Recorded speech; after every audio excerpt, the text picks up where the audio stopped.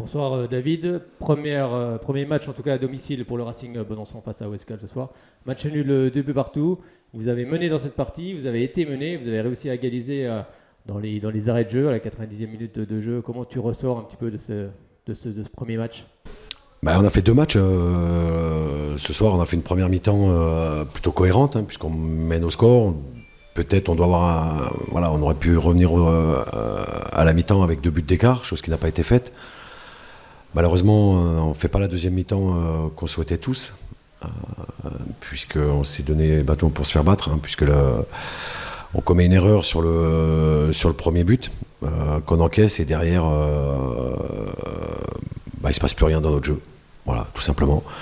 On a explosé mentalement, physiquement, et on a redonné l'envie à cette jolie équipe de Huescal de nous passer devant. Si je dois retenir quelque chose, c'est au moins l'abnégation et la force mentale d'être revenu dans les arrêts de jeu, chose qui était quasiment inespérée à l'issue, au vu de la seconde mi-temps.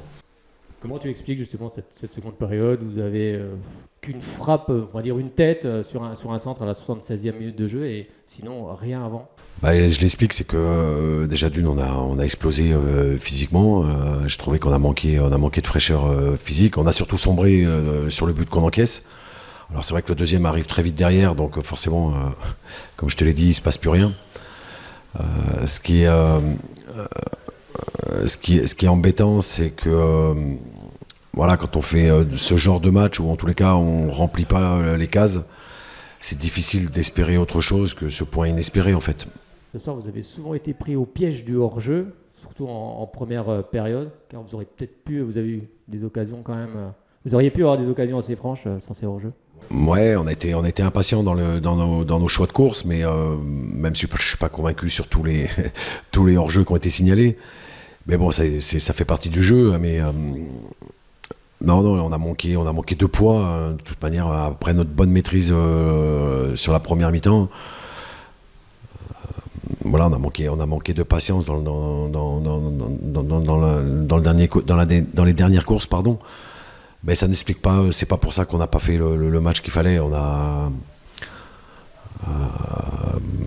Sur ce match-là, je me rends compte entre celui-là et celui de la semaine dernière qu'il faut tout recommencer en fait. En fait, tous les acquis qu'on a pu avoir, je trouve que l'équipe est rapidement fébrile et on manque un petit peu.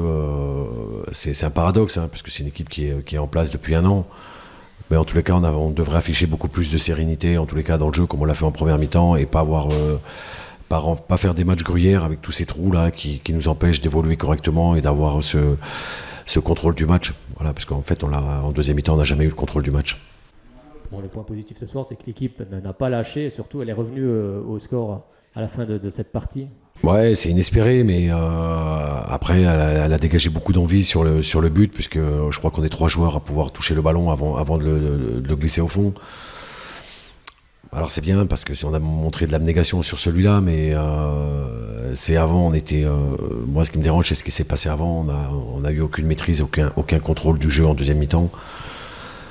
Et forcément, on a commis ces erreurs qui nous ont failli nous coûter le match. Donc peut-être qu'il y a un an, ce match-là, on l'aurait perdu.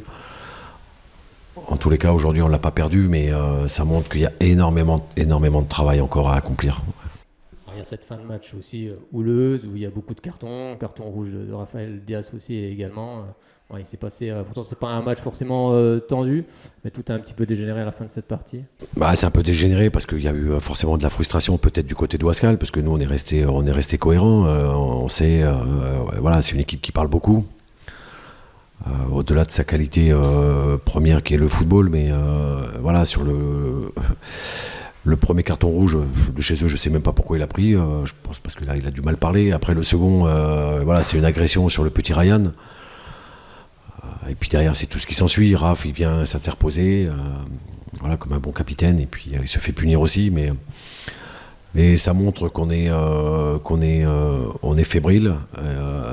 C'est surtout ça que ça dégage en tous les cas. C'est l'image que j'ai de ce match, la deuxième mi-temps, la fébrilité qu'on a dégagée. On n'a pas été à la hauteur de notre équipe en tous les cas en deuxième mi-temps. Voilà. Tu parlais de fébrilité, justement, c'est une question mentale. Non, c'est pas question de mental. C'est vrai qu'il y a un challenge qui est énorme cette année, c'est de confirmer un peu la bonne saison qu'on a fait l'an dernier. Le niveau du championnat s'est relevé parce qu'il n'y a que 14 équipes. Donc forcément, il y a une échéance qui va arriver beaucoup plus rapidement. Il y a toujours ces 5 descentes. Donc il faut garder la maîtrise de soi. C'est continuer à jouer comme on a pu le faire en première mi-temps, s'asseoir là-dessus pour pouvoir espérer, pour pouvoir gagner les matchs, pardon. Et puis il y a aussi, voilà, il y a de la concurrence à tous les postes, donc il faut pouvoir l'accepter.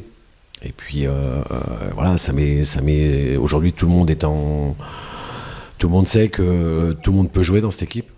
Surtout qu'on va retrouver, voilà, nos deux joueurs de l'étranger. Il y a Max qui va rentrer, il y a Mustapha qui va rentrer, donc on va avoir. Il y a Elder qui va rentrer, donc c'est vrai que ça fait un effectif assez important et de qualité surtout. Donc forcément, ça met de la concurrence. Qui dit concurrence, mais voilà, danger pour tout le monde. Mais c'est ce qu'on voulait en tout cas. Donc voilà, aujourd'hui, il faut que tout le monde puisse accepter qu'il y a un effectif de qualité. Et voilà, mais ça n'empêche que. Voilà, ce soir on n'a pas eu le contrôle comme on le désirait et le point très très important, c'est qu'il faut tout recommencer. Ça, c'est une certitude. Voilà, il faut tout recommencer dans le contenu, dans les contenus. Justement, tu parlais de Rémi et Patrick Kelvin, ils en sont où justement? On sait. La bonne nouvelle, c'est qu'ils ont eu les papiers pour rentrer. Donc maintenant, voilà, c'est question de quelques jours, voilà, le temps qu'ils prennent l'avion et qu'ils rentrent à la maison, quoi. Prochain déplacement du côté d'Auxerre, justement, avant de recevoir ici Saint-Quentin. Voilà, c'est encore des gros matchs face à la réserve d'Auxerre. Enfin, il n'y a que des gros matchs dans ce championnat. Ouais, il n'y a que des gros matchs parce qu'on peut s'apercevoir entre Boiscal qui s'est fait gifler à la maison, pas Boiscal, pardon, Saint-Quentin qui s'est fait gifler à la maison la semaine dernière et qui était chercher une victoire à l'extérieur ce soir. Donc il n'y a pas de match facile. Une réserve pro, c'est d'autant plus compliqué. Puisqu'on est en début de saison, on sait ce que ça veut dire. Ça veut dire beaucoup de temps de jeu encore pour les pros qui ne sont pas encore mis de côté. Mais bon, c'est pas un problème. De toute manière, pour réussir notre objectif, il faut ramener des points de partout. Il faut gagner des matchs aussi, parce qu'on est des compétiteurs, on a envie de gagner. Et les joueurs le savent très bien. Mais après, de toute manière, tous les matchs vont être difficiles. Donc à nous d'être armés et prêts surtout. Et en tous les cas, ne plus rééditer ces matchs gruyères comme on a pu le faire ce soir, quoi. Merci beaucoup David, bon match du côté d'Auxerre, puis on se retrouvera ici au Stade Léo face à Saint-Quentin. Ouais, avec plaisir. Merci Fred.